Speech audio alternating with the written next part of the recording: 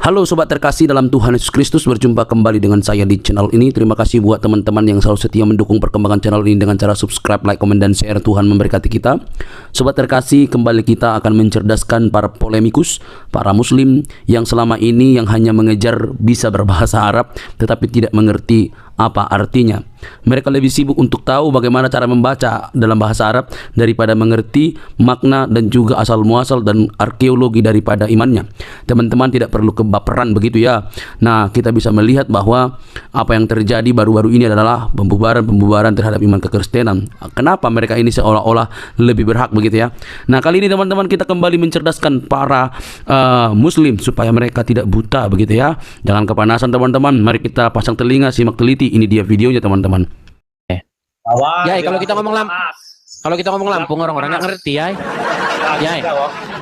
Kalau kita ngomong Lampung nggak ngerti penonton ya. Gimana ya? Gimana ini sehat-sehat ya? Puji Tuhan sehat-sehat ya, begitu. Gimana kabar Lampung ya? Sehat ya? Lampung sehat, cuaca panas. Cuaca panas ya. Saya ini teman-teman ya, saya kasih tahu. Saya ini sangat-sangat merindukan yang namanya tanah kelahiran saya, yaitu Lampung. Lampung itu tanah tempat saya lahir, tempat saya besar. Begitu. Makanya kangen, cuman mau pulang ketemu Salahuddin Al-Ayyubi, nanti saya dimasukin karung lagi. Gimana kita? Mau pulang tapi nanti dimasukin karung. Nah, gimana? Memangnya Indonesia bukan negara hukum. Ya, hukum itu kan hanya ada di kertas saja ya. Prakteknya kan lain, beda kan? Tidak lah. Coba ya. Lapor dibegal, ya kan? Pak, lapor Pak dibegal. Di mana? Di situ. Ya ngapain kamu lewat sana? Nah, Bapak ini saya lapor polisi di sini suruh ngapa lewat sana kamu. Terus ngapain kamu di sini juga? Gitu ya. Ya, gimana ya? Apa tanggapan? Tapi dia muslim teman-teman. Gimana? Kita mau minta tanggapan dari muslim nih. Ya, intinya begini ya. Masih ada channel-channel Islam yang membahas agama Kristen tuh masih ada. Nah, selama itu masih ada, maka hak kami sebagai yang Kristen menjawab itu juga masih ada ya. Cuman yang saya sangat sedihkan, kenapa ini ya? Kalau orang Kristen bahas agama Islam itu kayaknya kalian ini mau ngarungin aja kerjanya. Gimana ya? Aku juga kadang-kadang buka live juga. Tapi sepanjang aku nerima tamu dari Katolik itu sopan-sopan loh. Yang berkeyakinan Katolik ya. Tapi kalau yang berkeyakinan Kristen, ampun. Itu hanya perasaanmu saja ya. Orang Katolik, aku rasain orang Katolik kalau naik ke komalku itu rata-rata santun, dan aku paling anti menghujat sebelum dihujat seperti itu. Nggak mau lah. Kita diskusi itu kalau hujat-hujatan nggak ada manfaatnya. Nggak ada manfaatnya. Ujungnya apa coba? Orang itu tadinya suka sama saya, jadi dia menarik diri untuk tidak suka. Ya, betul ya. Jadi memang begini, diskusi-diskusi yang saling hujat-hujat, maki-memaki, itu sebenarnya diskusi kekanak-kanakan gitu loh. Kita ini kan tujuan kita ini saudara loh, saudara sebangsa, kita bertetangga. Nah, cuman ya di dalam kita berbangsa dan bernegara ini kan terjadi ya seperti seorang keluarga lah. Di dalam keluarga itu kan pasti terjadi yang namanya crash, ya enggak? Terjadi yang namanya saling nggak setuju, silang pendapat dan lain sebagainya. Bahkan terjadi pertikaian dan perkelahian. Nah, makanya itu ya, kita ini kan membangun supaya kita ini bisa berbangsa dan bernegara ini dengan baik. Saya kasih contoh ya, masalah TOA. TOA itu sudah diumumkan oleh pemerintah. Untuk melakukan azan itu diatur sekian desibel. Itu azan ya, panggilan sholat yang 5 kali sehari itu. Nah, sebenarnya saya nggak mewakili lah, saya dari pribadi saya. Oke lah, kalian azan nggak apa-apa. Ya, namanya orang panggilan sholat gitu kan, dan diatur oleh pemerintah. Tapi kenapa ya? Orang ngaji, mau nanti kita nanti ngaji ya. Coba dimasuk-masukin ke TOA, orang ngobrol dimasuk-masukin ke TOA, arisan dimasukin TOA. Coba ya, apa enggak? Jangankan yang Kristen ya, yang sesama iman saja terganggu. Nah, ini yang mengatasi ini siapa? Pemerintah juga di demo juga diem aja, nggak ada yang ngomong. Coba, gimana ya menurutmu? Kamu sebagai seorang Muslim gitu, apa kira-kira itu? Kalau itu sih kebiasaan desa masing-masing lah ya. Kalau desa itu bagaimana pengurus masjidnya, tentunya kan seperti itu. Kesepakatan lah, hasil musyawarah dari kesepakatan itu. Kalau tarawih pun sekarang pun sampai jam 10 pun sudah tidak lagi pakai toa. Toa dalam masjid saja. Kalau takbiran ya wajar lah, namanya kita memeriahkan hari Idul Fitri, pawai kan seperti itu. Oke, tetapi dalam misalnya nih ya, jam 4 pagi, jam 3 pagi, orang baca-baca Quran,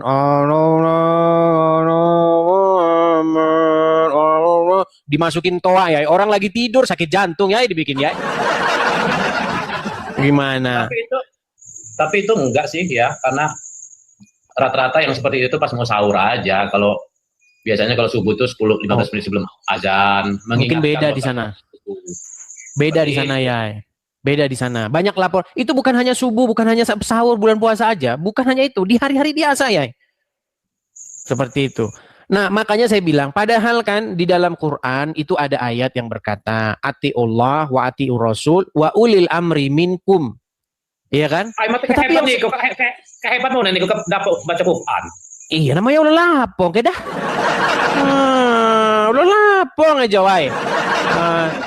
Jadi makanya saya bilang ya, seandainya kita ini ya benar-benar ngerti, atau kalau bahasa Jawanya itu apa ya? Bahasa Jawanya itu tepos seliro. Nah itu bahasa Jawa itu ya, tepos seliro. Kita ngerti dengan perasaan orang gitu, ngerti dengan perasaan tetangga, ngerti dengan perasaan teman begitu kan. Harusnya kan kita menjaga.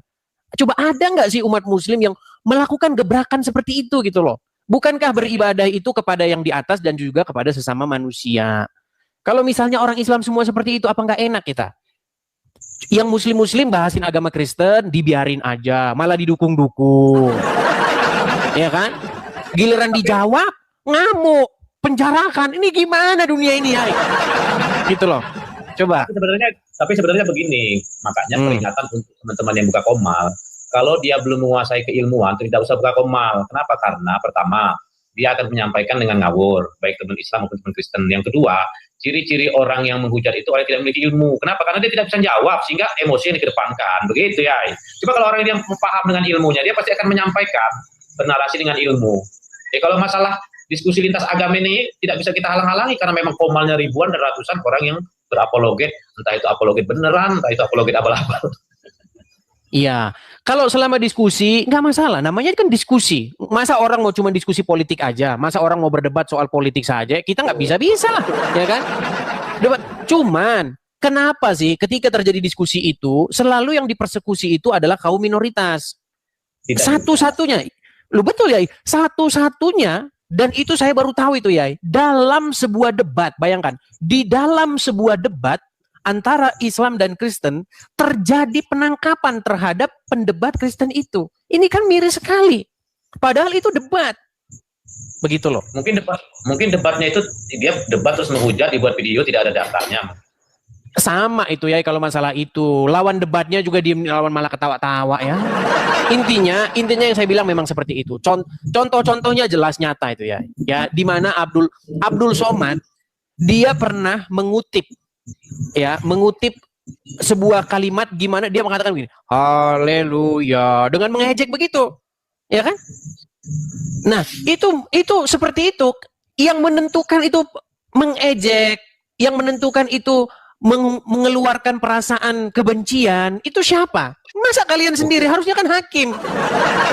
Maksudnya begini, iya harusnya yang memutus itu hakim, nggak boleh. Kasus belum diproses. Itu kan laporan kemarin itu masuk kepada dia itu, tapi tidak diproses. Dua alat bukti yang sudah mencukupi, maka dia punya hak untuk diproses sesuai dengan laporan. Seharusnya seperti itu, tetapi kan tidak terjadi gitu loh. Coba bayangin ya, bayangin ada orang non-Muslim melakukan seperti itu. Cepat ya. Itulah makanya saya bilang.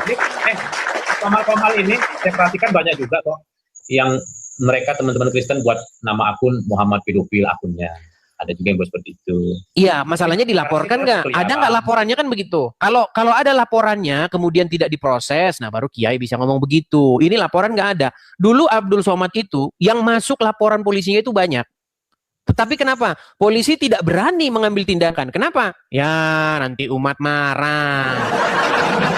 Nah, tapi itu memang terjadi ya. Kita itu harus jujur saja mengakui. Tapi lupakanlah semua itu. Lupakan semua itu. Gimana kalau kita ini sebenarnya itu membudayakan hidup tenggang rasa itu loh. Tenggang rasa. Dulu zaman kita sekolah ya di SD kan, ingat kan? Oh, ini caro keda. Tenggang rasa, pelajaran PMP, pendidikan moral Pancasila. Ya sebenarnya gini ya, kita ini kisruh hanya di dunia online saja. Mamet Sherlock, kirim foto, video call, on cam itu hanya sebatas di dunia maya. Tapi ketika kalau hanya sebatas dunia maya, kenapa anak Batak itu sampai masuk penjara ya? Masuk penjara. Artinya gini ya, itu hanya beberapa gelintir saja. Saya perhatikan di komal-komal itu ya, hujat dan lain sebagainya. Tapi itu sebatas kisruhnya di online saja. Ketika offline kita tetangga saya banyak orang Kristen, orang Katolik enggak. Kawan saya dari SMA Yai, jangan tutup mata Yai. Kemarin kejadian di Lampung. Orang lagi gereja bagus-bagus. Kemudian ada orang datang direbut mikrofonnya. Diam katanya. Lihat nggak video itu? Di Lampung itu. Itu begini ya, artinya kan gini, kita tidak bisa melihat persoalan itu saja. Itu kan sebenarnya ketika kita membangun rumah ibadah, maka harus ada kesepakatan dari SKB 2 menteri. Yang mana minimal harus ada 60 penduduk yang beragama Kristen atau Katolik yang bermukim di situ. Kalaupun tidak ada, maka dia belum bisa membangunkan. Kalaupun seandainya dibangun dirasa itu tidak aman, maka pemerintah punya kewajiban untuk mencarikan tempat yang lebih aman. Adapun rumah itu ada memang tidak diperbolehkan menjadi rumah ibadah, kecuali rumah pengajian rutin yang memang bukan dijadikan sebagai rumah ibadah. Ya, itu berlakunya untuk karesteng. Ya, bagaimana umat Islam ketika di Bali, bagaimana umat Islam ketika di NTT, sama juga. Mana laporannya? Nggak ada ya. Jangan fitnah yang nyata. Jangan fitnah begitu ya. Saya bukan memfitnah. Artinya ketika umat Islam bangun masjid di minoritas pun agak sulit. Seperti itu. Mana bukti? Kita bicara ya, tunjukin satu bukti di mana itu terjadi. Kalau saya nunjukin banyak sekali ya. Ini gitu, gereja ini izinnya nggak keluar. Orang mau kebaktian diganggu, dipasangin speaker gede-gede. Ternyata Kiai masih saja menutup matanya. Nggak kayak gitu ya. Umat Islam di Indonesia ini mayoritas, bahkan umat Islam terbesar di dunia. Tapi apakah ada satu orang Kristen yang terintimidasi karena dia ibadah? Hanya segelintir orang, dan itu oknum. Sampai detik ini umat Islam luar Islam beribadah damai. Artinya aduh. Ya, sekarang saya tanya ya. Oke. Coba sekarang saya tanya. Kenapa ketika orang karesteng ke gereja perlu dijaga-jaga sama polisi? Ada apa? Kenapa kok harus dijaga-jaga? Ya karena ada tukang ganggu-ganggu. Kalau enggak, artinya itu kan memang ada dulunya ada oknum, tapi saat sekarang sudah tidak ada. Sampai hari ini kalau misalnya saya acara Natalan, sampai hari ini ketika saya acara Natalan, waktu Natalan selalu banyak polisi di gereja, sampai di dalam-dalam mereka. Kenapa? Ya karena banyak yang mau mengganggu. Tapi begini ya. Untuk perhatian pemerintah terhadap minoritas supaya rasa aman itu terjamin. Betul. Oke, begini ya. Kenapa itu terjadi? Karena ada rasa di mana tidak aman, makanya ada polisi. Saya kasih contoh ya. Kiai di rumah dikawal-kawal polisi nggak? Enggak lah. Iya, karena apa? Karena nggak ada ancaman, karena aman. Tetapi kalau ada polisi di rumah, artinya Kiai itu dalam situasi yang tidak baik. Itu indikasi bahwa keadaan itu sedang tidak baik. Nah, selama gereja masih dipenuhi oleh polisi-polisi yang berjaga-jaga, tim gegana, brimob dan lain-lain, itu menjadi satu indikasi ketidakamanan di tempat itu. Seperti kita jujur aja ya. Tapi gini, saya mau kasih tahu. Kita jujur-jujuran. Ada nggak hadis-hadis yang memang mengajarkan kebencian kepada orang-orang Nasrani dan Yahudi? Kita jujur-jujur aja, coba ada nggak? Tapi gini ya, mereka berangkat dari rumah. Nggak dijawab kan? Sabar dulu. Silakan. Mereka berangkat dari rumah ke gereja, tidak ada yang ngawal. Hanya pas ketika di gerejanya saja dikawal. Siapa tahu justru malah sabotase yang dikhawatirkan untuk memecah belah umat. Ada nama istilahnya politik belah bambu. Baik, saya tanggapi. Perilaku itu semuanya orang Muslim yang melakukan, kita kan nggak tahu. Nah, untuk memberi rasa aman, untuk menjaga hal-hal yang tidak diinginkan supaya umat di luar Islam ini tetap rukun, bersatu di bawah naungan NKRI, maka diberilah penjagaan oleh aparatur negara. Itu bentuk perhatian. Bahkan kadang-kadang umat Islam juga sebagian yang menjaganya. Oke, Tadi belum dijawab pertanyaan saya. Ada nggak hadis-hadis yang isinya, kontennya itu memang memicu kalian-kalian untuk membunuh orang-orang non-muslim? Itu gini ya, dalam Islam itu ada dua, satu kafir harbi, kedua kafir jimmi. Nah kalau kafir harbi itu kafir yang memerangi umat Islam, maka umat Islam punya hak untuk membalas. Tapi kalau kafir jimmi yang tidak memerangi umat Islam secara lisan maupun fisik, maka umat Islam haram hukumnya menyerang mereka. Fakta yang terjadi di Indonesia tidak ada umat Islam menyerang umat Kristen. Baik, saya akan tunjukkan ya. Kasus Poso, kasus Ambon, ini Kiai paham apa yang terjadi asal-muasalnya. Tidak perlu dipahami seperti itu, Kiai. Baik, ya. Saya akan tunjukkan kasus ya. Nih. Bentar. Saya akan tunjukkan kepada Kiai ini apa yang terjadi. Masalahnya ya, itu kan hanya omongan Kiai saja. Ini loh, kenapa ini terjadi ya? Ini kan udah ada korbannya nih ya. Nih, saya kasih contoh nih. Contoh yang benar-benar kejadian nih. Lihat. Masih ingat nggak dengan peristiwa ini? Abang ingat nggak dengan peristiwa Ambon sama Poso? Iya, dasarnya ya. Kita ini ngomongin dasar. Ambon sama Poso. Ya, peristiwa Ambon sama Poso bagaimana? Nggak nyambung, Kiai. Gini ya. Kalau kita itu berbicara tentang sesuatu, kita harus kasih tahu dulu dasarnya di dalam ajaran agama tersebut. Di dalam ajaran agama Kristen ya, tidak pernah Tuhan Yesus mengatakan kepada Petrus ketika Petrus mencabut pedangnya, apa kata Tuhan Yesus? Sarungkan pedangmu. Ya kan? Itu ajaran Tuhan Yesus, ajaran Kristen nggak ada seperti itu ya. Nah, tapi TKP di lapangan, TKP di lapangan Yesus dibunuh. Ya, ini jelas loh ya. QS 9 ayat 29. Apa bunyinya? Perangilah orang-orang yang tidak beriman kepada Allah dan Rasul-Nya. Yang tidak memiliki agama seperti agama yang ditetapkan oleh Allah dan Rasul-Nya. Jadi, ini kan sudah memakan yang namanya, gimana ya? Ada dasarnya gitu loh. Nah sekarang kita jujur-jujuran ya. Benarkah sebenarnya ada ayat-ayat yang membuat orang seperti itu? Apakah itu terinspirasi? Betul. Kalau coba salah memahami dari ayat itu, maka orang tersebut akan melakukan sebuah kesalahan. Akan tetapi kalau dia memahami ayat tersebut dan didampingi dengan ayat-ayat yang lain, bagaimana ayat itu berlaku pada masa apa, maka orang tersebut tidak akan salah memahami ayat itu. Seperti itu. Iya, tapi bunyi ayatnya kan mentah-mentah seperti itu nih. Pelaku bom bunuh di Roy, di Polsek Astana Anyar. Nih, dia bawa tulisan seperti ini. Perangi para penegak hukum setan. Nah, ya, ini kan jelas ya. Dia ini tidak memahami Islam secara kafah, hanya memahami Islam separuh-separuh sehingga dia melakukan sebuah kekeliruan dan itu oknum. Oke, apakah ayat tersebut berbunyi perangilah orang-orang yang tidak beriman kepada Allah? Betul. Oke, siapa yang tidak beriman? Sebentar ya, siapa yang tidak beriman kepada Allah? Betul tidak orang-orang non-muslim? Orang yang tidak menjadikan Allah Subhanahu wa taala sebagai sesembahan. Oke, siapa mereka? Ya termasuk Anda. Nah, itu ya. Makanya tidak heran kalau ada orang-orang seperti itu ada lagi. Akan tetapi dia harus bisa memahami Islam, agama Islam, hadis hukum yang sempurna. Jangan sepotong-sepotong. Kalau sepotong-sepotong sehingga dia melakukan sebuah kekeliruan kesalahan seperti itu. Oke, di mana ayat itu sepotong-sepotongnya? Coba. Karena ayat itu hukum fikih itu dia bukannya fikih jihad, fikih zakat, fikih muamalah, fikih sholat itu harus dipahami benar-benar. Seperti itu, jangan baca jawabannya nggak nyambung ya. Kalau istilah orang Kristen dia harus memahami satu perikop, jangan sepotong-sepotong. Iya, itu sudah kita baca ya. Perangilah orang-orang yang tidak beriman kepada Allah dan hari kemudian, orang-orang yang tidak beragama dengan agama yang benar. Jelas ya. Apanya lagi yang mau dipelintir di situ? Artinya memang kejadian-kejadian itu yang terjadi di negeri kita tercinta ini ada sumbernya. Makanya ya dulu pernah ada kejadian begini. Ini miris ya. Dulu pernah ada kejadian begini. Al-Quran itu dijadikan barang bukti. Bayangan. Coba gimana ya? Terus kemudian banyak yang ribut itu. Kenapa Al-Quran kami dijadikan barang bukti? Akhirnya takut menjadikan Quran sebagai barang bukti. Nah, satu-satunya kitab suci ya yang menjadi barang bukti tindak pidana. Aduh, nanti saya kalau ngomong gini nanti saya gimana ya? Nanti nggak enak ya sama perasaanmu ya, gitu loh. Nggak gini ya. Kenapa kitab suci Al-Quran itu dijadikan barang bukti? Karena dia wahyu. Beda dengan Bible karangan Lukas, karangan Matius, karangan Yohanes. Walaupun karangan ya gini.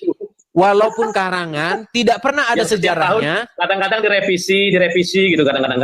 Mulai dia, mulai dia memfitnah kan. Ya, kalau bicara itu dengan keinginan pendeta seperti itu. Gini, kita itu kalau bicara itu pakai yang namanya data dan fakta ya. Coba direvisi tiap bulan mana? Harusnya kasih tahu lah. Ini bulan kemarin bunyinya Edis makan mangga. Kemudian bulan depan bunyinya Edis makan stroberi. Nah, itu baru bukti, hai. Jangan asal ngomong. Tetapi kalau mengenai kitab Quran yang dijadikan barang bukti, biasanya kalau aku sudah diskusi sama Kiai ya, itu kawan-kawan Kiai itu nge-DM-in aku ngomongin yang enggak, begini begitu itu. Pernah aku di DM-in sama kawan-kawan Kiai itu. Kasih tahu lah, nggak boleh gitu di DM. Nih, saya bacakan beritanya ya. Nih, ini bayangkan dijadikan barang bukti loh. Barang bukti satu-satunya kitab suci yang dijadikan barang bukti kejahatan. Aduh ya, saya ngomongnya nggak tega kita. Nanti saya dicari. Karena dia wahyu. Coba ya, nih saya bacakan ya. Saya bacakan ya. Kalau Bible kan karangan. Ya, saya bacakan ya. Biar enak kita. Jadi ya. Nih, kelihatan nih. Lihat. Kompolnas, apa urgensinya Al-Quran dijadikan barang bukti? Ini hasil penangkapan Taylor dan ada di dalamnya. Makanya ya, aduh, saya mau ngomong, ya, seandainya dia bacaannya Injil ya, nggak mungkin dia jadi teroris. Makanya kitab apa yang paling disukai teroris? Aduh, nanti saya mau mengatakannya ya. Nah, nih saya bacakan ya. Saya bacakan. Duh, bentar, saya bacakan ya. Di sini dikatakan apa nih? Perhatikan. Kompolnas menyikapi terkait kontroversi Al-Quran menjadi barang bukti kasus EOisme. Kompolnas Kompolnas meminta Polri menjelaskan alasan menggunakan Quran menjadi barang bukti kepada publik. Apa urgensinya Quran dijadikan barang bukti? Untuk proses pembuktian suatu tindakan pidana, ucap Sekretaris Kompolnas Bekto Suprapto. Tapi faktanya dia baca kitab itu ya. Faktanya dia terinspirasi dari kitab itu. Iya kan? Makanya gimana kita ini? Itu dampak dari oknum salah memahami Al-Quran. Nah, kalau salah memahami, oke ya, sebentar biar saya tangkap ya. Gini, kalau misalnya salah, sedikit ya. Kalau misalnya salah, sedikit aja. Kalau misalnya salah ya, coba gimana caranya memelintir ayat tersebut? Perangilah orang-orang yang tidak beriman kepada Allah dan Rasul-Nya, yang tidak beragama dengan agama yang benar. Coba. Memerangi itu bisa dengan cara mendakwahkannya, menyampaikan. Pelintir ya. Udah ya, di bawahnya. Gimana mau dapat penjelasan gitu? Perangi itu maksudnya adalah untuk mendakwahkannya. Itu dalam bahasa aslinya itu kotilu. Kata kotilu itu sebenarnya bunuh lah itu loh.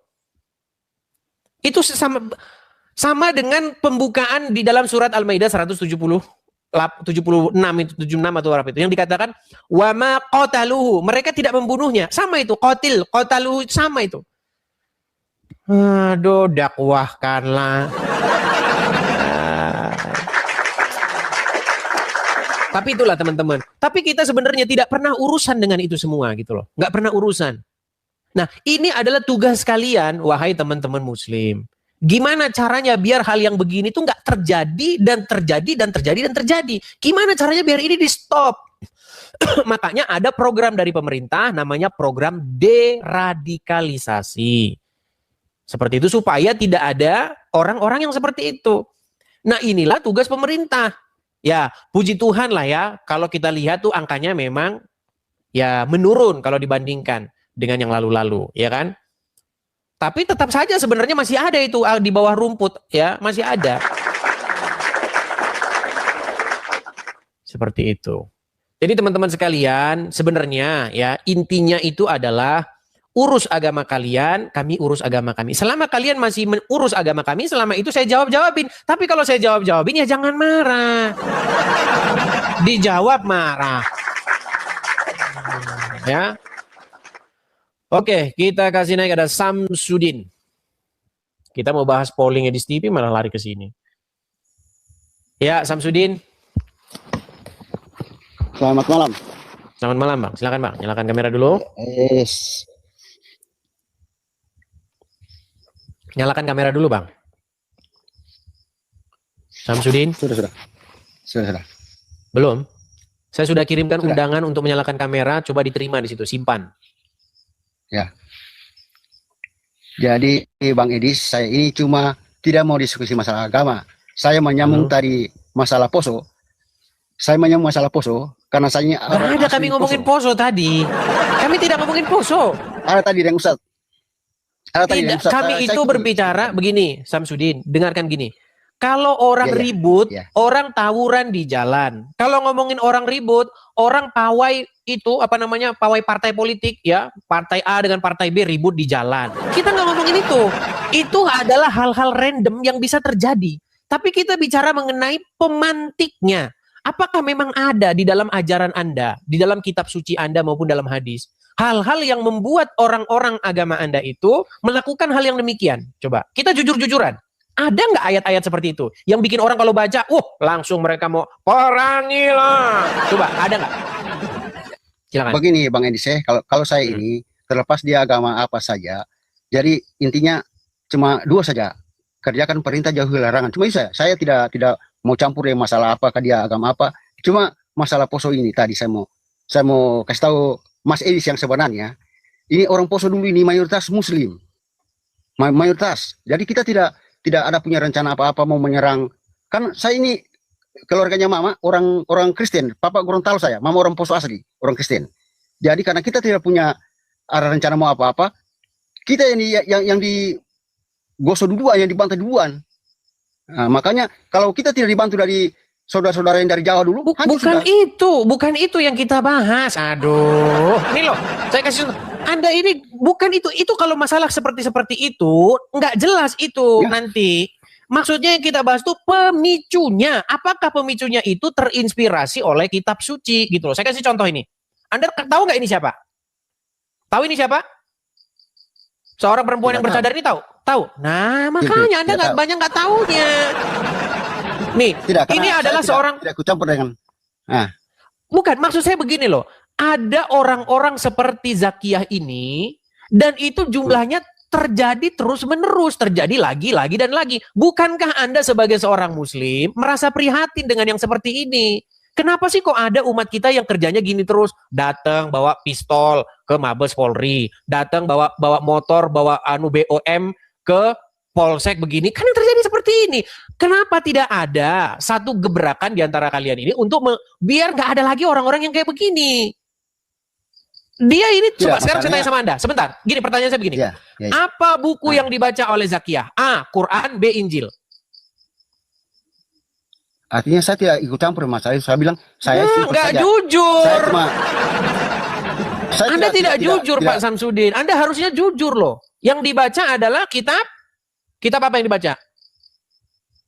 Saya tidak pernah ikut ini berita ini. Jadi saya tidak. Makanya saya bilang, saya cuma kerjakan perintah jauhi larangan itu saja. Tidak terlepas dia mau agama apa. Oke, apakah dia sedang mengerjakan perintah? Oke, apakah dia ini sedang mengerjakan perintah? Sebentar, saya balik dulu kamera saya. Nih, menurut Anda, apakah dia sedang menjalankan perintah? Saya tidak tahu dia apa. Kalau saya bilang saya begitu, saya kerjakan perintah jauhi larangan. Orang terserah orang lain. Ada nggak di situ Quran? Ada Quran nggak di situ? Tidak ada di rumah. Saya di luar ini, dia di pondok-pondok. Ya sudahlah, dibawa dulu kalau gitu. Intinya mau saya sampaikan begini Pak. Ini pesan saya Pak Samsudin. Gini, jikalau Anda membaca Injil, pasti Anda nanti, jikalau Anda membaca Injil dan melakukannya, Anda akan menjadi orang baik. Anda akan meneladani Yesus. Jikalau Anda membaca Quran dan hadis dan melakukannya, Anda pasti akan mirip dengan Muhammad.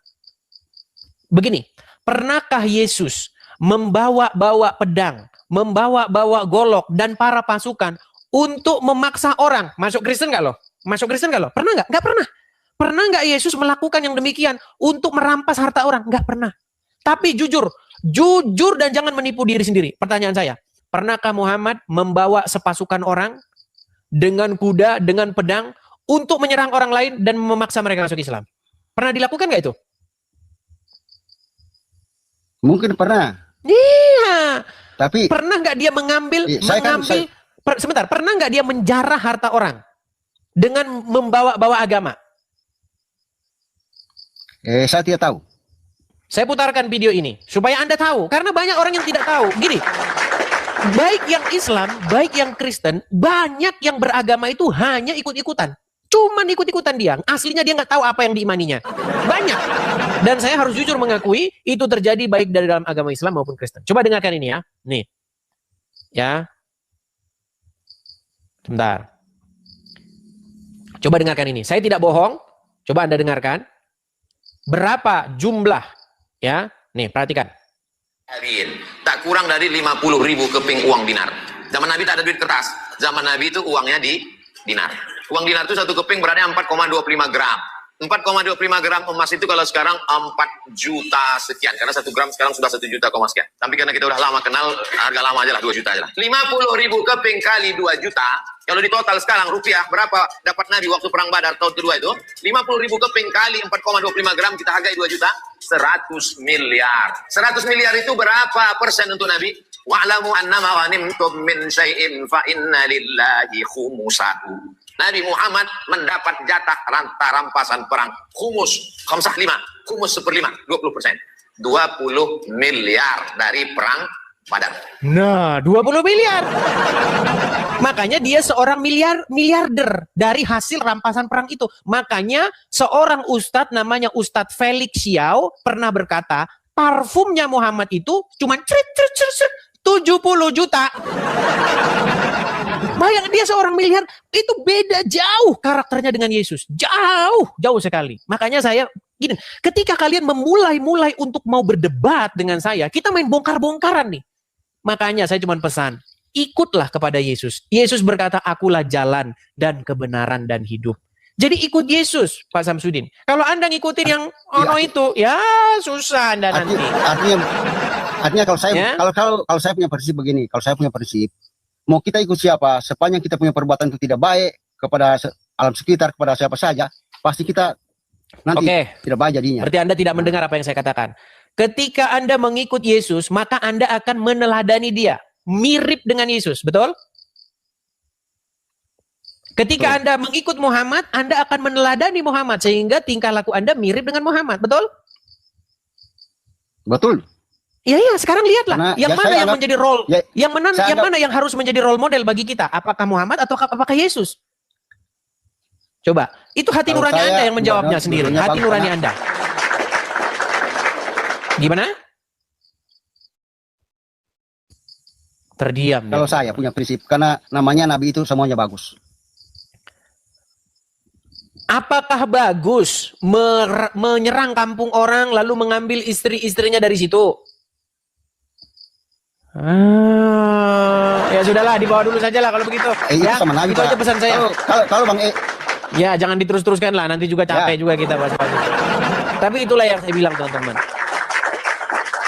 Sebenarnya ya, para penonton ya, hampir 8.000 orang. Gini loh, kalian kan punya hati nurani. Kita ini punya hati nurani loh. Siapa sih yang mau kita contoh? Saya sudah bilang berkali-kali, inti daripada ajaran itu adalah Anda itu ngikutin siapa? Kalau Anda mengikuti Muhammad, Anda itu akan mirip seperti dia. Anda akan menjadi serupa dan segambar dengan Muhammad. Karena Anda mencontoh dia, menjadikan dia sebagai panutan Anda. Itulah inti daripada ajaran agama Islam. Nah, kalau Anda menjadi Kristen, inti daripada ajaran Kristen itu apa? Menjadi serupa dan segambar dengan Yesus. Anda menjadi tiap hari itu makin mirip Yesus. Itu Kristen. Nah, tinggal Anda sekarang di hati nurani Anda. Kita sama-sama punya majikan nih. Majikan kami itu Yesus. Yang kami ikutin tuh Yesus. Majikan Anda tuh Muhammad. Yang Anda turutin tuh Muhammad. Makanya Anda akan mirip seperti Muhammad. Mulai dari celana Anda cingkrang. Mulai dari Anda bercalak-calak. Itu kan mencontoh Muhammad tuh. Muhammad katanya kalau pakai celananya itu tidak pernah sampai di bawah mata kaki. Kalau orang Islam ngomongnya isbal itu. Terus matanya dicalak-calak, tahu kan dicalak itu di pensil-pensilin itu. Terus janggutnya. Nah, berbicara tentang mengikut Yesus itu tentu bukan hal-hal kayak begitu. Yesus pakai begini, sendal begini harus begini. Bukan begitu. Anda mau celananya pendek, mau celananya panjang, mau di bawah mata kaki, mau di atas mata kaki, no problemo. Gak masalah itu. Karena bukan itu esensi mengikut Yesus, bukan begitu. Esensi mengikut Yesus itu adalah melakukan apa yang dia lakukan. Seperti itu. Jadi itu bedanya kita, teman-teman. Kalau kita mau betul-betul mendalami isi daripada agama itu, ya di situ. Ya. Jadi hati nurani kalian sendirilah yang menjawab itu. Ya, silakan. Ini Syueb lagi. Ya, silakan Syueb, pangeran Arab nih. Sultan. Ana adalah seorang sultan minyak dari Saudi Arabia. Silakan. Bagaimana Sultan? Wah, Sultan. Halo, assalamualaikum. Astaga, kenapa Sultan begini? Sultan tidak boleh melambai. Sultan melambai. Ini Sultan Indonesia ini Mas Edis. Ya, silakan Bang Syueb. Apa yang mau Anda katakan? Silakan. Iya. Apalagi yang mau dibahas ini Mas Edis? Begini, Bang. Jadi kita menjadi saksi. Ya, kita menjadi saksi tentang adanya orang-orang yang terus-menerus melakukan suatu tindak pidana, entah itu menyerang aparatur negara, seperti menyerang polisi, ya kan, menyerang BRIMOB, kemudian merampok bank dan lain sebagainya, kejadian yang waktu dulu itu kan, katanya itu FAI katanya. Terus kemudian menyerang gereja, ya kan, dilakukan dengan dasar agama. Contoh-contohnya saya kasih tunjuk dulu supaya nanti Bang Syueb tidak kehilangan ini isu kita ya. Lihat nih. Saya kasih contoh-contoh. Misalnya ini pertama, sebentar. Masih yang tadi nih. Ini contohnya seorang perempuan. Nih, saya bacakan saja ya. Nih seorang perempuan, dia kelihatan ya pakai jilbab, cadaran bahkan ya, sangat islami. Ini kejadian kapan? Kejadian tahun 2021. Pelaku penyerangan Mabes Polri, Zakiyah Aini, umur 26 tahun, meninggalkan surat wasiat untuk keluarganya. Dalam surat itu ia meminta maaf telah mengambil keputusan yang menurutnya adalah jalan Rasul. Perhatikan nih, jalan Rasul. Apa isi suratnya? Mama, sekali lagi Zakiyah minta maaf. Zakiyah sayang banget sama mama, tapi Allah lebih menyayangi hambanya. Maka Zakiyah tempuh jalan ini sebagaimana jalan Nabi atau Rasulullah untuk selamatkan Zakiyah dengan izin Allah bisa memberi syafaat untuk mama dan keluarga di akhirat. Nangis gak ibunya baca ini coba? Kenapa anakku kok jadi begini? Bayangkan, dia punya pikiran seperti, bayangkan kalau ini merasuk kepada anak-anak kita yang lain. Apa nggak miris kita ini? Nih suratnya, ini isi suratnya ini.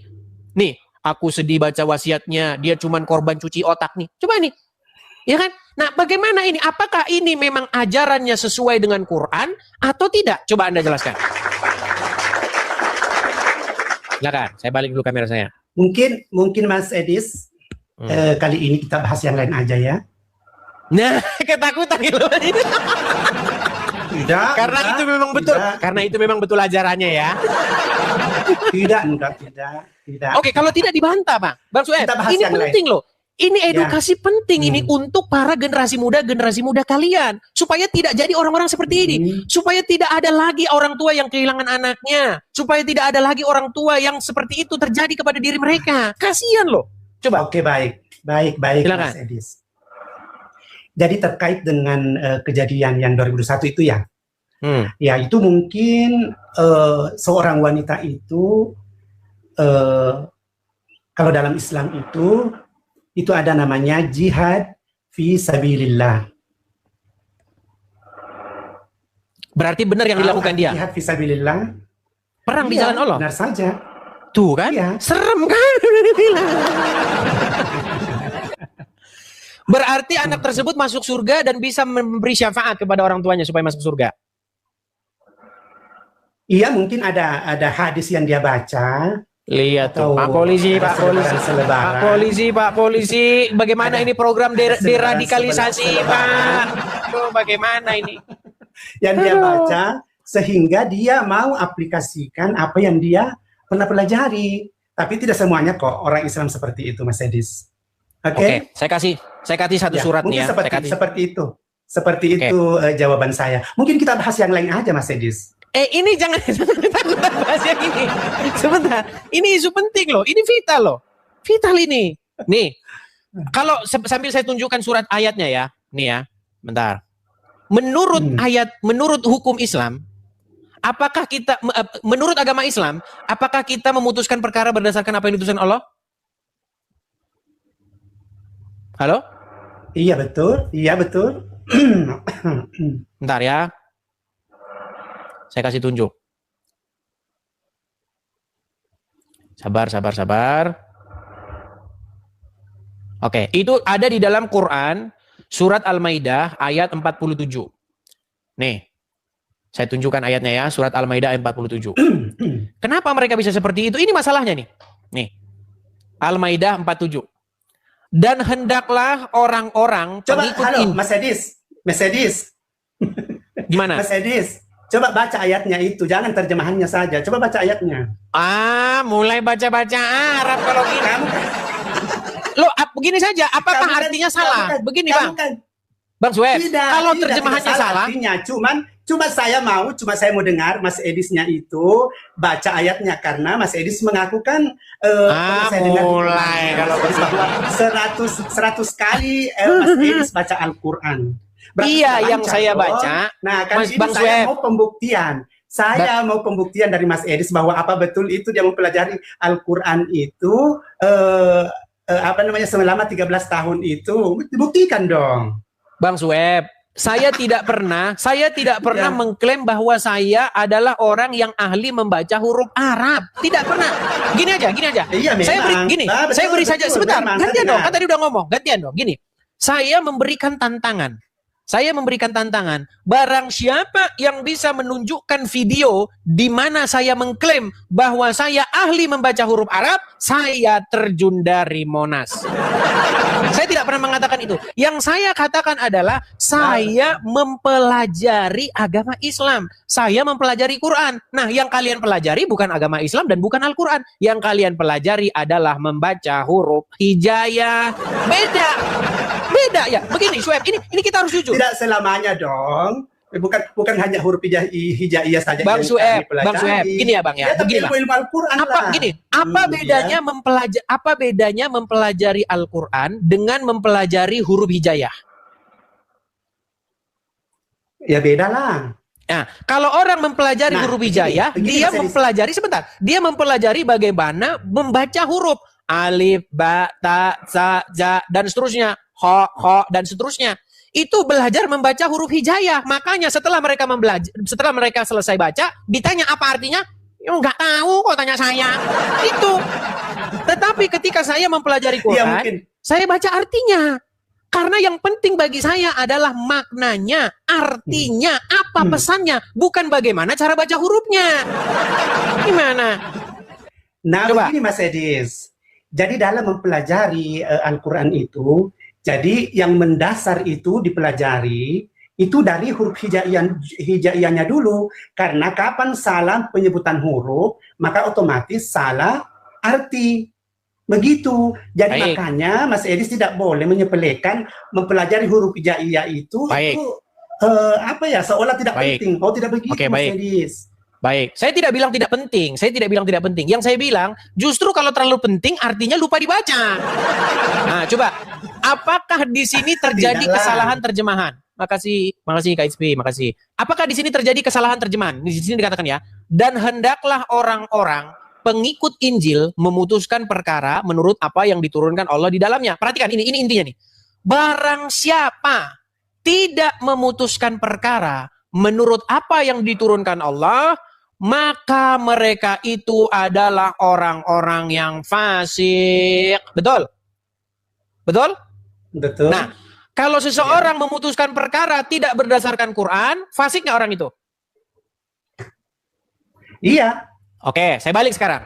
Di negara kita, di negara kita, kalau orang mencuri, korupsi, orang mencuri, hukumnya dipenjara atau dipotong tangan?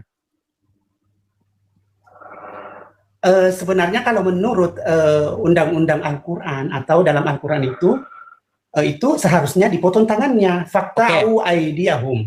Tapi tidak dilakukan kan? Potong tangannya. Tapi tidak dilakukan karena kan? Kita di Indonesia itu kalau di Arab ya memang dipotong tangannya. Iya, kita bicara di negeri kita, Bang. Madinah.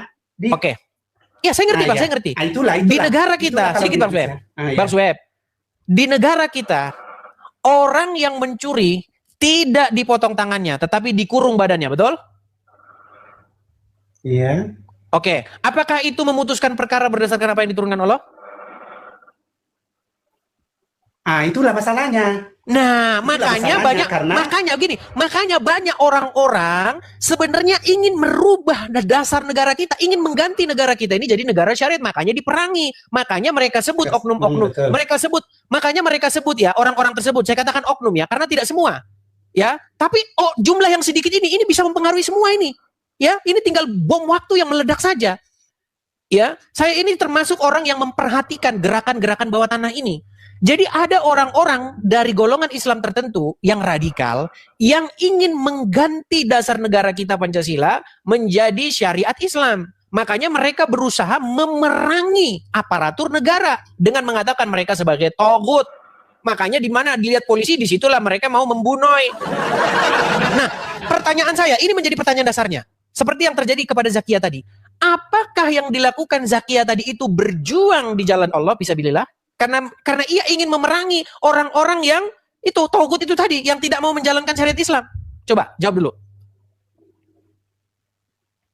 Pusing dia jawabnya kan? Bener yang dibilang Edis ini bener, mau dibantah ajaran gue. Gimana? Ini mau dibantah ajaran gue nih gimana? Tapi mau dilawan gue tinggal di sini nih. Gimana? Berat, serba berat. Gitu loh. Ya itulah, saya kira saya sudah jawab itu, Mas Edis, bahwa mereka itu apa yang dia baca itu dia berusaha untuk melaksanakan. Berarti apa yang dilakukan oleh Zakia tadi itu sesungguhnya telah bersesuaian dengan Quran. Iya. Nah, kalian saksi ini. Jalan Allah. Iya, kalian saksi ini. 9.000 orang, 9.000 pasang mata menjadi saksi atas semuanya ini kan? Jelas kan? Jelas. Nah, inilah tugas-tugas dari BNPT, Badan Penanggulangan, yang nanti kalau saya sebut-sebut nanti kena ban kita. Artinya apa? Yang saya katakan begini, Bang Sueb. Kalau kita ini mau benar-benar membersihkan yang namanya bibit-bibit teror itu, memang akarnya itu, ayatnya itu memang harus. Makanya kemarin Pak Saifuddin Ibrahim bilang, hapus ayat-ayat tersebut, tapi langsung heboh. Loh, saya juga mengatakan itu. Di salah satu video saya itu mengatakan itu. Hapus hadis-hadis yang menimbulkan intoleransi. Ada nih, saya tunjukkan. Nih, saya kasih tunjuk ya video saya nih. Saya kasih tunjuk. Ada ayat-ayat itu kita nggak boleh ingkari. Ada. Jangan kita itu munafik. Kalau ayatnya masih ada di situ, jangan harap itu akan ini. Aduh, mana tadi HP saya? Aduh, hilang HP saya. Aduh. Ada itu di ini saya. Pokoknya mampir saja ke beranda saya, lihat di situ. Iya. Tapi apa ya? Saya rasa terlalu namanya itu, Mas Edis, kalau ayat-ayat Allah kita begitu berani menghapusnya, itu tidak boleh karena itu firman Allah Subhanahu wa taala. Tapi kalau itu menimbulkan orang-orang yang memunculkan orang-orang seperti tadi bagaimana? Nah, yang jadi masalah kita ini sebagai umat Islam itu seharusnya mendalami apa yang dimaksud ayat-ayat Allah Subhanahu wa taala. Kan ada tafsir. Ada beberapa tafsir, dan saya rasa Mas Edis tahu bahwa dalam Al-Qur'an itu tidak bisa diterjemahkan hanya secara harfiah saja. Akan tetapi itulah salah satu fungsinya itu tafsir, karena ketika kita tidak memahami apa maksud firman Allah Subhanahu wa taala di ayat itu, maka kita harus merujuk ke tafsir.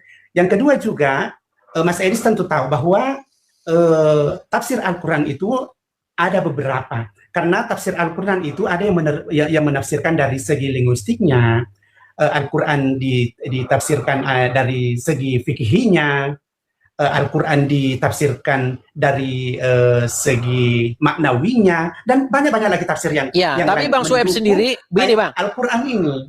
Anda sendiri sudah mengakui tadi bahwa apa yang dilakukan oleh orang-orang tersebut memang sesuai dengan Quran. Memang itulah ajaran agama Islam. Terus ngapain lagi ditafsir-tafsir? Artinya sudah kelar. Cuman maksud saya begini, Bang Sueb. Ini terakhir nih, Bang Sueb.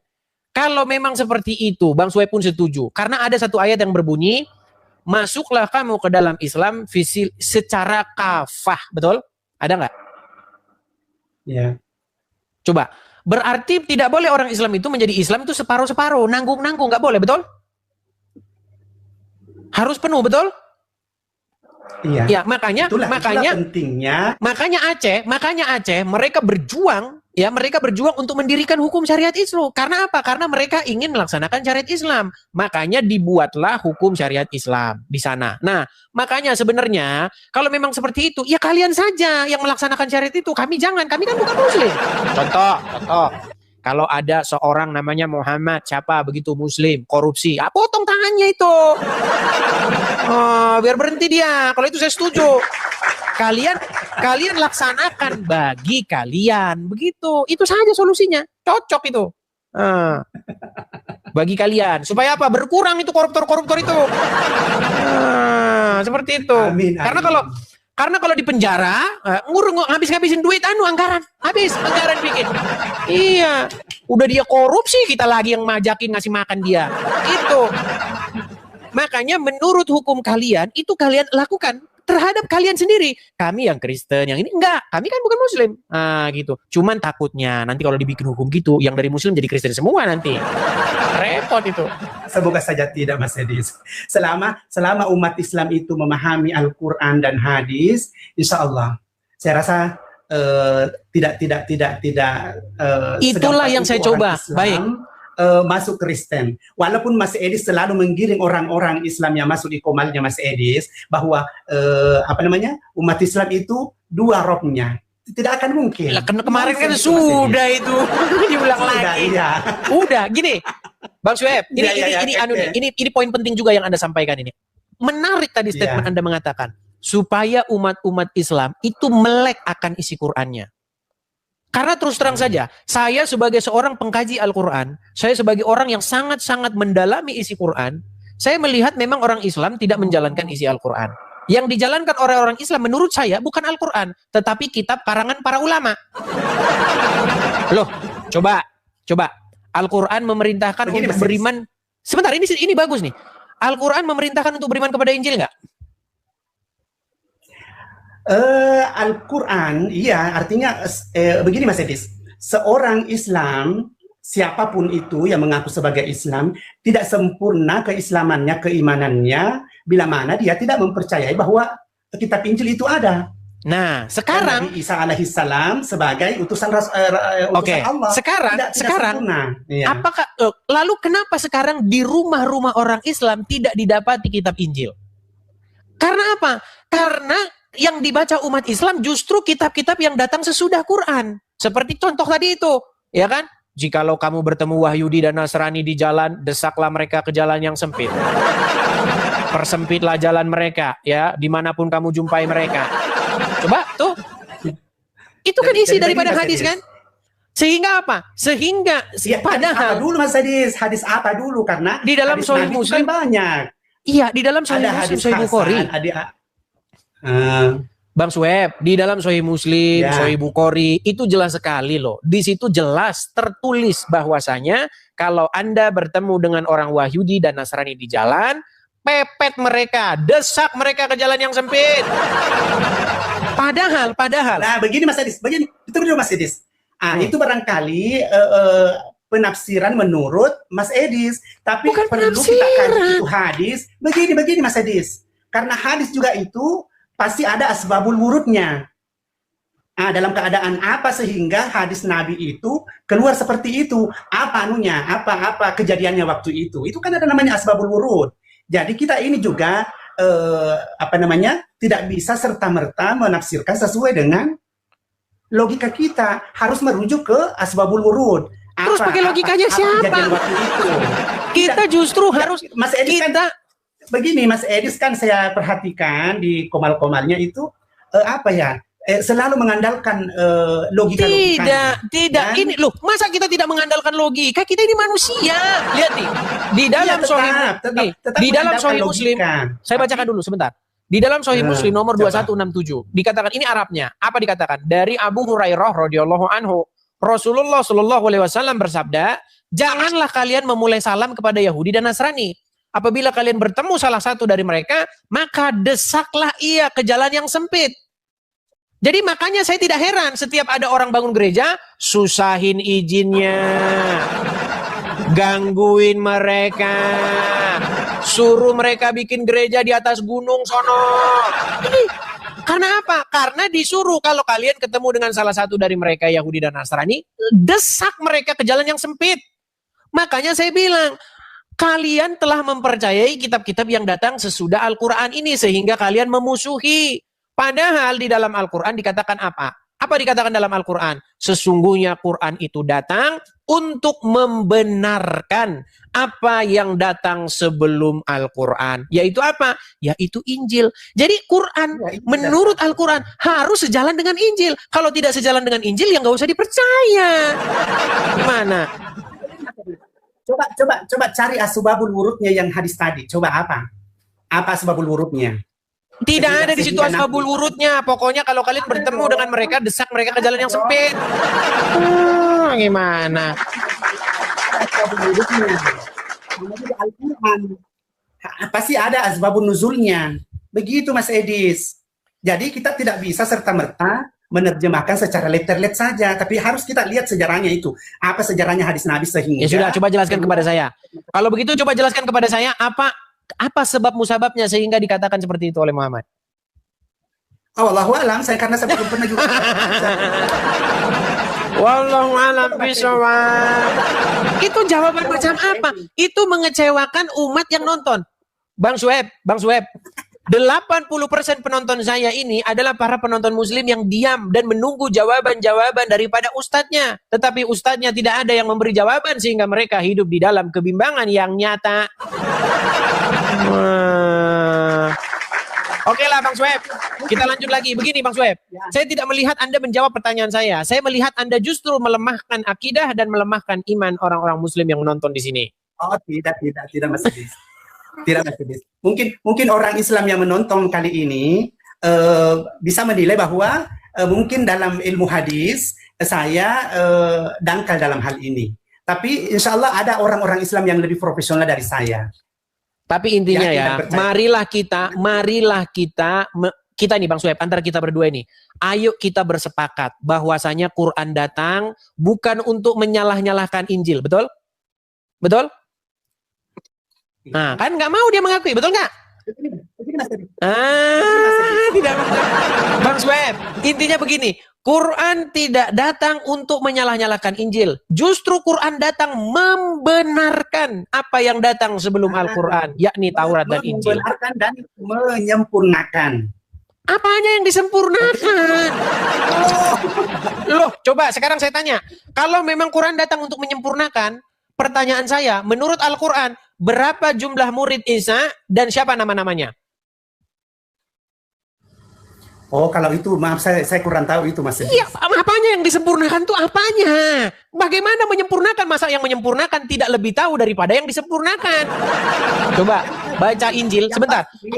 Kalau misalnya Injil sebentar. Kalau misalnya Injil dan Quran bisa ngomong, begini Bang Sueb. Seandainya Injil dan Quran bisa ngomong, saya tanya Injil. Injil, siapa nama murid-murid Yesus dan berapa jumlahnya? Jawab, 12, namanya A, B, C, D.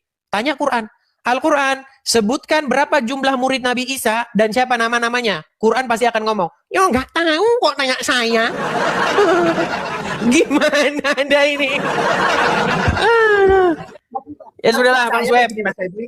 Maksud saya begini Mas Edis, Al-Quran datang sebagai kitab yang terakhir diturunkan oleh Allah Subhanahu wa taala, itu membenarkan dan menyempurnakan kitab-kitab yang sebelumnya seperti Zabur, Injil dan Taurat. Iya, kalau membenarkan artinya gini, kalau membenarkan artinya berarti tidak menyalah-nyalahkan isinya, betul?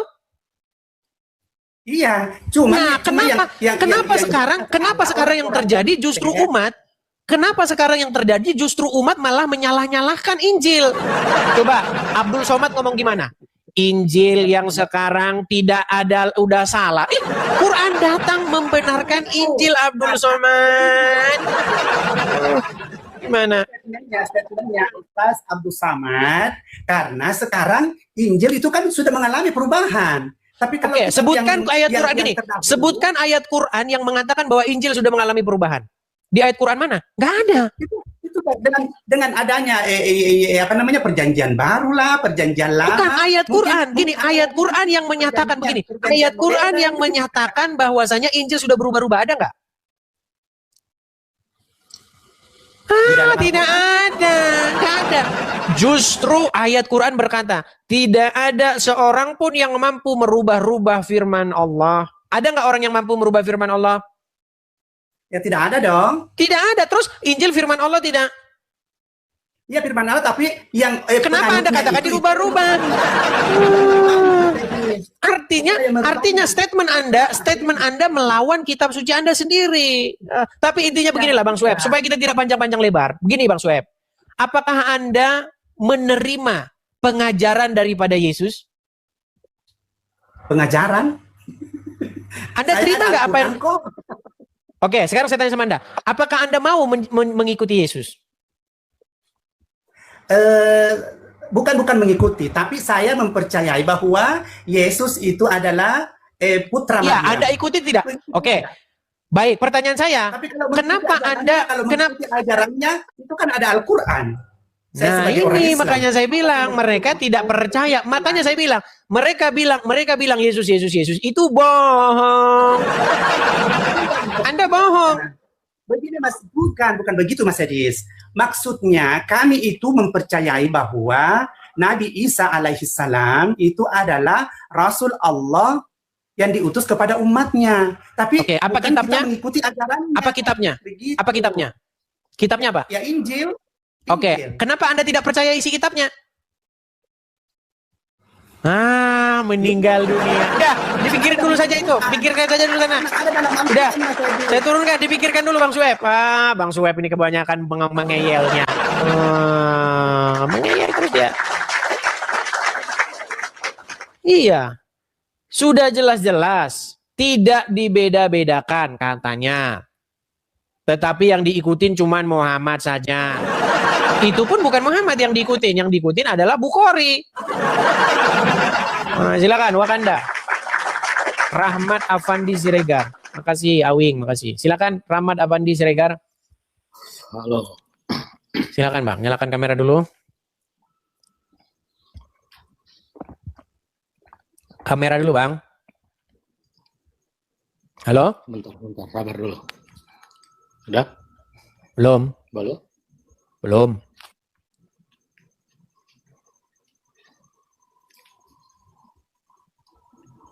Lama. Ya, kalau lama di bawah saja dulu. Belajar dulu cara menyalakan kamera ya. Kita kasih naik, ada Yori.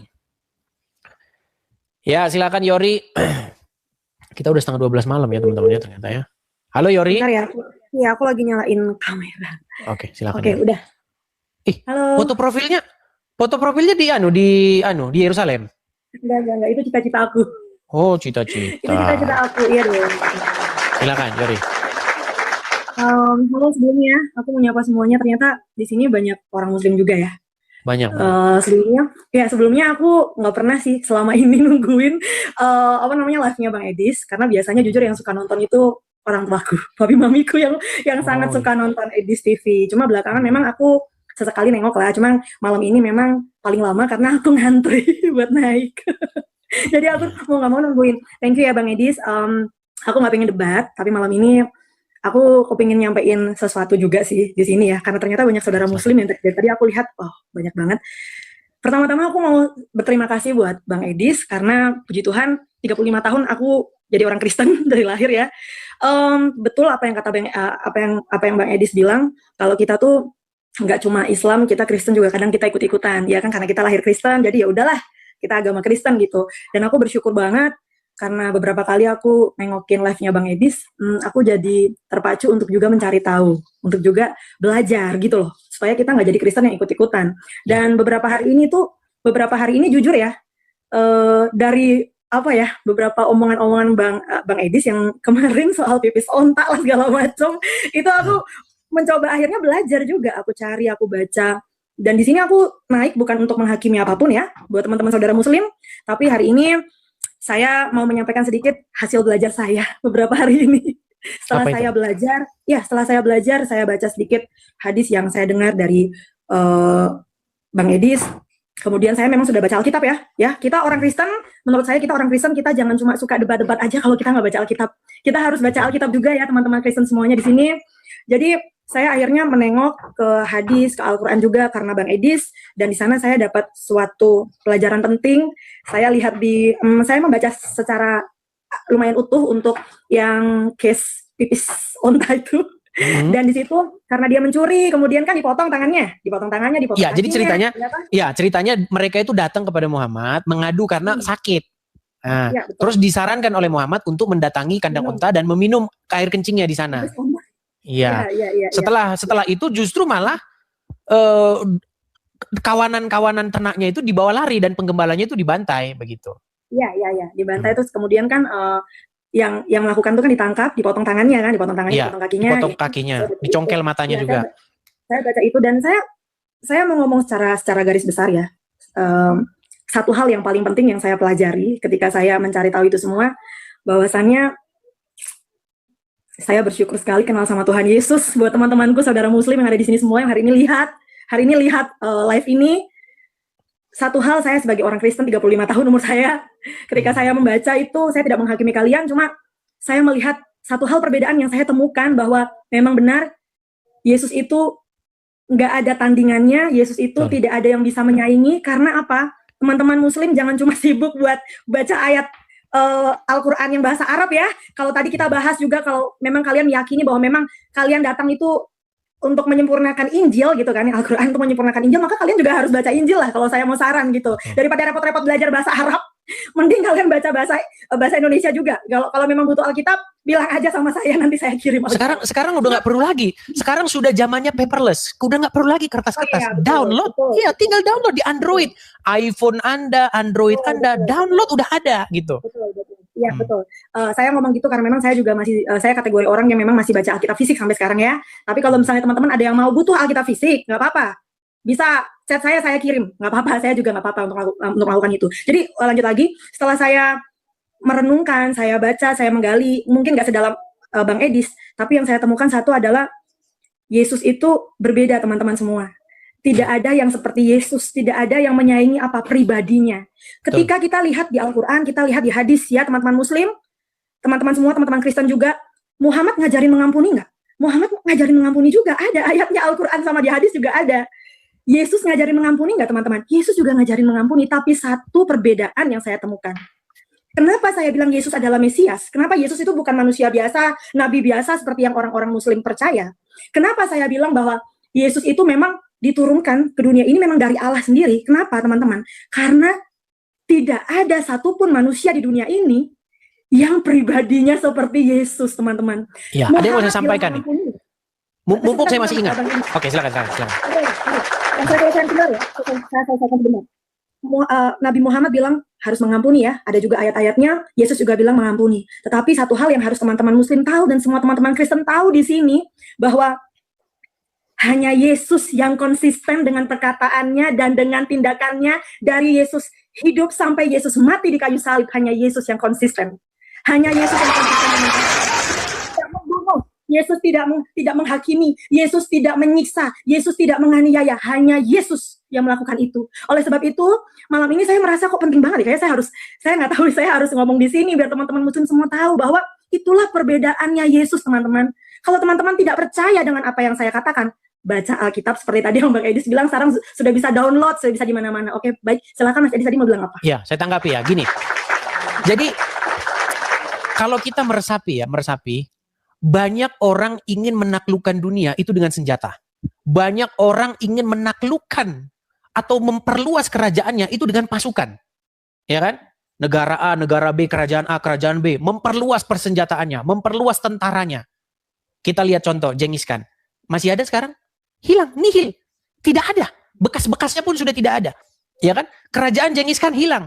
Kerajaan ini, kerajaan Majapahit yang memperluas kerajaannya dengan pisau pedang hilang. Tapi hanya ada satu sosok, bayangkan. Dia mendirikan kerajaannya dengan dianiaya. Ini kebalikan, ini counterpainnya ini tolak belakangnya gitu loh. Yesus tidak pernah bawa pedang untuk nakut-nakutin orang, nggak pernah bawa pasukan begitu. Tapi kerajaannya sampai sekarang menjadi kerajaan yang terbesar di muka bumi ini, begitu loh. Makanya memang kadang-kadang memang Tuhan itu luar biasa. Kalau kita meresapi Injil itu, Alkitab itu memang luar biasa. Jadi makanya kata Rasul Paulus, memang pemberitaan Injil itu, pemberitaan salib itu memang seperti kebodohan bagi orang-orang yang akan binasa. Tetapi itu hikmat Tuhan itu luar biasa bagi orang-orang yang menerimanya. Makanya raja-raja dunia, raja-raja, presiden-presiden, pemimpin-pemimpin dunia memperluas kerajaannya dengan emas, perak, dengan pedang, dengan tentara. Tetapi Yesus memperluas kerajaannya dengan mati di kayu salib. Ini luar biasa. Dengan dianiaya. Memang Tuhan memang menggunakan hal-hal yang memang sama sekali tidak pernah dipikirkan oleh manusia. Seperti itu. Jadi itulah inti kekristenan kita, teman-teman. Ya, dan terima kasih. Kalau mungkin teman-teman yang teman-teman muslim yang hari ini nonton, ya. Tadi saya lihat ada yang komen kok khotbah, maaf ya Bang Edi, saya nggak bermaksud khotbah. Ini saya terlalu berkobar semangat menyampaikan. Kalau teman-teman muslim mungkin nggak percaya atau menanyakan ngapain Yesus, kalau memang Yesus Tuhan apa harus mati di kayu salib ya? Justru karena dia itu ingin membuktikan cintanya dan kasihnya, dia harus mati di kayu salib, teman-teman. Dan tidak ada satupun orang yang mau mati buat dosa kamu. Coba kamu cari deh, nggak ada, teman-teman. Oleh sebab itu ketika saya bersyukur ketika saya belajar tentang ya hadis-hadis Al-Quran yang yang Bang Edis sampaikan setiap live itu, ini memperkokoh iman saya. Ini memperkokoh iman saya justru bahwa memang kenapa kita memang orang Kristen adalah sebuah kebodohan bagi kamu kalau kamu melepaskan Yesus, karena pribadi Yesus itu nggak ada duanya, nggak ada yang bisa seperti Yesus. Bahkan kita sendiri harus jujur kepada diri kita sendiri. Kita sudah hidup berapa tahun sesuai umur kita saat ini, mungkin kita lahir Kristen, tapi kita menyadari kan bahwa untuk mengikuti ajaran Yesus itu, wah, sangkal diri pikul salibnya itu nggak gampang gitu loh. Ya, makanya itulah yang berat yang kita lakukan. Ya. Makanya disitulah kita melihat bahwa memang Yesus bisa sebegitu pribadinya, begitu indah, begitu sempurnanya, hal yang memang sangat tidak masuk akal bagi manusia itu ada di Yesus. Oleh sebab itu memang dia adalah Mesias. Dan saya ingin menambahkan terakhir tadi Mas apa ya, kok jadi masih Bang Edis, sorry saya di Solo salah, jadi saya kebiasaan ngomong pakai Mas. Jadi tadi Bang Edis di awal-awal sempat bilang kok orang-orang nih, kalau Bang Edis lihat kok kalau ngomongin soal soal istilahnya Islam atau soal hal-hal yang istilahnya apa ya, seperti mungkin Islam, hal-hal yang mungkin Israel gitu, mungkin lebih semangat gitu ya daripada ngomongin yang tentang intern gitu. Itu pun juga memang saya bisa pahami itu. Cuma saya mau malam ini terakhir mungkin dari saya, teman-teman semuanya, kita harus ingat di sini kita memang harus nggak boleh abu-abu. Kita memang kan tujuannya live ini kan kita nggak mau abu-abu ya. Kita mau menjelaskan gitu jalan yang lurus itu Yesus. Tetapi buat teman-teman Kristen di sini, teman-teman perlu tahu bahwa kita itu tidak hidup di perjanjian lama, teman-teman. Kita hidup di perjanjian baru. Jadi jangan terlalu semangat dengan aksi-aksi seperti saling menyerang, seperti mungkin juga saat ini yang sedang terjadi masalah Israel juga dan Iran. Teman-teman Kristen, saya mengingatkan di sini karena saya lihat channelnya Bang Edis ini banyak banget yang nonton. Jadi saya cuma mau menyampaikan bahwa kita nggak di situ, teman-teman. Yesus datang itu memperluas perjanjian Abraham gitu. Jadi kita nggak lagi tentang hanya sekedar tanah perjanjian fisik, teman-teman. Tetapi ini tentang tanah perjanjian yang baru. Kita masuk dalam perjanjian yang baru, yaitu Yerusalem baru, teman-teman. Yerusalem baru itu artinya surga, artinya kekekalan gitu. Jadi aku harap teman-teman Kristen di sini kita nggak jadi orang yang ngompor-ngomporin, yang kita happy lihat perang, yang kita suka saling menyerang. Kita nggak boleh begitu, teman-teman. Kita harus ngerti bahwa jangan sampai kita memberitakan Injil tapi kita sendiri ditolak. Jadi kita makanya Injil bukan hanya ini, Injil untuk semua orang. Yesus itu untuk segala suku dan bahasa, begitu. Nggak beda-bedakan. Mau dia Iran, mau dia apa, Yesus untuk segala bangsa, seperti itu. Jadi beritakan tentang kasih Yesus itu, begitu loh. Jangan malah ikut-ikutan perang seperti itu. Betul. Karena begini ya, teman-teman ya. Yesus itu saat ini kita hidup di perjanjian baru ya, di mana memang di perjanjian baru ada ayatnya dikatakan bahwa di dalam Kristus itu bahkan ya Arab, Yunani, siapapun itu bisa menikmati perjanjian Abraham itu dengan syarat di dalam Kristus gitu loh. Betul. Jadi teman-teman harus mengerti bahwa kita hidup di zaman saat ini tuh bukan soal bangsa Israel, negara modern, bukan, teman-teman. Tapi siapapun berhak menerima perjanjian yang sama, Yerusalem yang baru itu, hidup yang kekal itu, keselamatan itu, jika dia menerima Yesus sebagai Tuhan dan Juru Selamat. Ini saya rasa ini hal yang perlu teman-teman Kristen tuh harus ingat. teman-teman Kristen harus ingat, kita di sini bukan Bang Edis di sini bukan acara cuma seru-seruan, terus kita saling mengejek, bukan teman-teman. Tapi kita harus memperdalam pengenalan firman Tuhan, kita memperdalam iman kita di dalam Kristus. Itu. Sorry Bang Edis jadi panjang. Tapi ngomong-ngomong kaosnya keren. Ya, ini kaos buatan aku, Bang Edis, dulu waktu COVID, komsel aku kan punya komsel di situ. Jadi aku bikin kaos ini buat kita jual, hasil penjualannya buat bantu-bantuin orang waktu COVID. Oke lah, baik. Ini juga teman-teman udah pada demo nih. Mereka suka demo. Turun. Oke, sama-sama. Selamat malam. Tuhan berkati ya. Ya, teman-teman sekalian, tapi ngomong-ngomong by the way, anyway Busway, teman-teman, sudah hampir jam 12 malam. Ini orang-orang juga yang nonton udah pada tidur nih, teman-teman. Masih banyak yang mengajukan permintaan naik ya. Masih ada Hendra Maulana, masih ada, pokoknya yang nama-namanya sangat Islam ini sangat banyak nih ya. Ini katanya yang suka nge-anu saya ini. Konon katanya Sekop Domba ini tukang sekop. Halo, gimana bro? Bagaimana hari ini kok tidak sanggup memblokir akun saya? Enggak, aku baru nampak ini, Dis. Aku baru nampak kau ini live ini. Aduh, konon katanya ini akunmu ini khusus untuk menyekop akun-akun saya biar rungkat. Tapi kenapa kok tidak mampu ini? Kenapa tidak mampu? Iya, ini aku baru nampak ini live kau, Dis. Aku baru nampak live kau. Jadi terlambat aku. Ini jangan rungkat ya. Justru kau nanti yang akan kena sekop. Ya, kita enggak apa-apa, Dis. Iya, dia mau bikin laporan. Aku kan punya akun. Turunkan dia. Enggak. Dia mau bikin laporan, teman-teman. Biar kita kena sekop. Oke lah teman-teman ya, sebelum kita kena sekop juga ya. Kita rehat dulu teman-teman, kita lanjut lagi besok. Padahal tadi saya ini mau membahas polling loh. Oh iya teman-teman, saya polling tentang apa yang sebenarnya harus kita fokuskan untuk tahun 2026 ini teman-teman. Apakah kita perlu membahas internal iman kita? Karena seperti yang teman-teman ketahui, saya mengeluarkan statement-statement dan statement. Baik teman-teman yang terkasih dalam Tuhan Yesus, satu kebanggaan bagi kita untuk selalu menyampaikan fakta kebenaran di dalam dialog lintas iman atau dialog lintas agama atau perdebatan, perdiskusian yang bisa tersaji di media, baik di TokTok, baik di YouTube dan lain sebagainya. Dan tetap dukung untuk semua apologetik Kristen supaya tetap berkiprah, bersemangat di dalam menyampaikan kebenaran, bahkan memberikan sebuah argumentasi perlawanan terhadap iman orang-orang yang selama ini begitu sibuk membahas kekristenan, begitu ya. Jadi dukung, kalau misalnya kayak Bang Edis meminta support dari teman-teman, sudah ada selalu disampaikan di dalam setiap dialognya, dukung. Karena itu penting untuk kita doakan dan dukung supaya penyampaian-penyampaian tentang kebenaran itu semakin baik lah ya, semakin nyaman, semakin bisa dikerjakan dengan baik. Oke teman-teman, satu kesukaan dan kebanggaan bagi kita bahwa kita diberi hak jawab teman-teman untuk memberi pertanggungjawaban terhadap iman kita yang disalahpahami oleh banyak orang, khususnya agama yang baru lahir di abad ke-7, abad ke-6 ke-7, yang notabene itu tidak mengenal lagi siapa itu Yesus Kristus yang sudah final dan sudah menjadi Tuhan tanpa sebenarnya mereka pun ada. Tidak perlu mereka Yesus tetap jadi Tuhan begitu ya. Itu agak keras gitu ya. Agama yang baru lahir di abad ke-6 dan ke-7 yang menganggap dirinya sempurna, paling sempurna gitu ya. Ya. Semua agama sih mengklaim bahwa dirinya sempurna sih. Tidak ada agama yang mengatakan kami nggak sempurna. Semua agama itu pasti mengklaim dirinya sempurna. Ya, tidak ada agama-agama tertentu mereka paling sempurna, nggak ada itu. Kalau ada begitu sudah berbeda cerita itu. Jadi semua agama itu bisa mengklaim diri sempurna. Nah, tapi kenapa orang Kristen tidak mengklaim agamanya sempurna? Itu menjadi pertanyaan menarik kan? Kenapa orang Kristen itu tidak mengklaim agamanya sempurna? Karena orang Kristen itu tidak mengejar agama.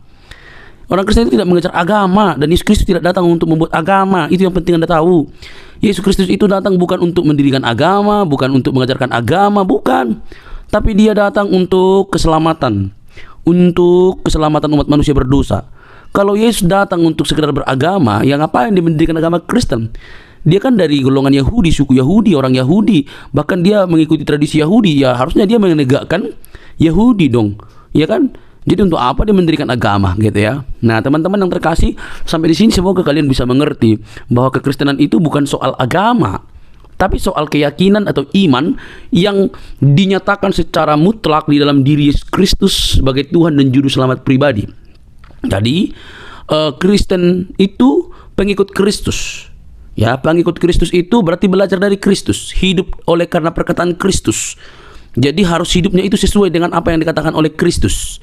Murid, ya, bukan beragama gitu. Nah teman-teman, kalau kita bisa melihat dan menyimak dengan teliti, hal itu memang perlu untuk kita garis bawahi supaya tidak mudah ngamukan gitu ya. Orang Kristen itu tidak membela Tuhan, Tuhan yang membela umatnya. Jangan salah ya, itu harus dibedakan. Orang Kristen itu bukan beragama untuk membela Tuhan. Tuhan yang membela umatnya, Tuhan yang membela manusia. Kalau manusia membela Tuhan, berarti siapa yang lemah? Kan gitu pertanyaan lanjutan. Kalau manusia yang bela Tuhan, berarti siapa yang lemah? Tuhan apa manusia? Nah logikanya adalah Tuhan yang maha kuasa itu bisa menjadi apa saja, dan dialah yang paling punya kuasa untuk membela umatnya. Tapi kalau membela kebenaran, itu wajar. Membela kebenaran itu artinya memberi hak jawab kita terhadap mereka yang sewenang-wenang. Apalagi para polemikus ya, yang kerjaannya itu tiap hari mengurusin kekristenan. Kita harus memberi hak jawab kita sebaik mungkin. Karena itu pun diberikan oleh Tuhan, dimandatkan oleh Tuhan dalam firman-Nya, bahwa kita diberi hak jawab untuk memberi pertanggungan jawab terhadap orang-orang yang menyalahpahami iman kekristenan, terhadap orang-orang yang selama ini salah memikirkan tentang kekristenan. Kita harus memberi hak jawab kita. Nah teman-teman, yang terjadi adalah apa yang dilakukan oleh Bang Edis ini, mereka justru mengamuk gak karu-karuan gitu ya. Itu ibarat disiram air panas, lompat-lompat gitu, atau kalian cacing lalu dikasih garam itu langsung berkiok-kiok gitu ya. Lucu mereka ini. Nah alhasil mereka yang tidak pernah belajar dengan sungguh-sungguh, mungkin mereka hanya belajar bahasa Arab, bacanya segala macam, tidak pernah belajar secara mendalam. Mereka akhirnya apa? Mengamuk, marah, kepanasan gitu, bahkan ngancam, mau seruduk lagi begitu ya. Sudah nggak tahu, taunya cuma dari ustadznya, digali dari arkeologianya nggak bisa, tiba-tiba diberikan fakta, dipertanyakan fakta, justru ngamuk. Nah ini kan model-model anak-anak gitu ya. Ini sifat-sifat childish yang dipamerkan atau selalu dininabobokan, sehingga mereka hanya mengeluarkan luapan-luapan emosi ketika mereka tidak bisa jawab kekristenan. Kan miris itu teman-teman. Coba deh berpikir secara cerdas. Nah, tetapi yang namanya kebenaran ya pasti mau dibengkokkan gitu ya. Ya Kristen itu kebenaran sih. Kebenaran yang memerdekakan manusia dari dosa. Dosa umat manusia itu yang membinasakan, tapi Kristus menyelamatkan kita. Oleh karena itu teman-teman, mari terus kita bersemangat untuk boleh menyampaikan kebenaran, karena kebenaran itu memerdekakan orang dari dosa. Kebenaran dalam Kristus Yesus. Dialah juru selamat, tidak ada yang lain, karena di dalam Dia tidak ada dusta. Di dalam Kristus tidak ada kebohongan. Di dalam Kristus ada kemerdekaan. Di dalam Dia keselamatan terjamin. Saat engkau percaya, Dia memateraikan diri kita dengan Allah Roh Kudus yang menjamin kehidupan kita. Percayalah, Dialah sang sumber terang itu yang menyelamatkan kita dari dosa. Teman-teman, tidak perlu kepanasan, jangan skip, jangan biarkan tayangan ini, sebarkan di media-media teman-teman sehingga ada banyak orang yang dicerdaskan. Ingat, Kristus itu mengasihi semua umat manusia. Sampai ketemu di video selanjutnya teman-teman. Tuhan memberkati. Shalom.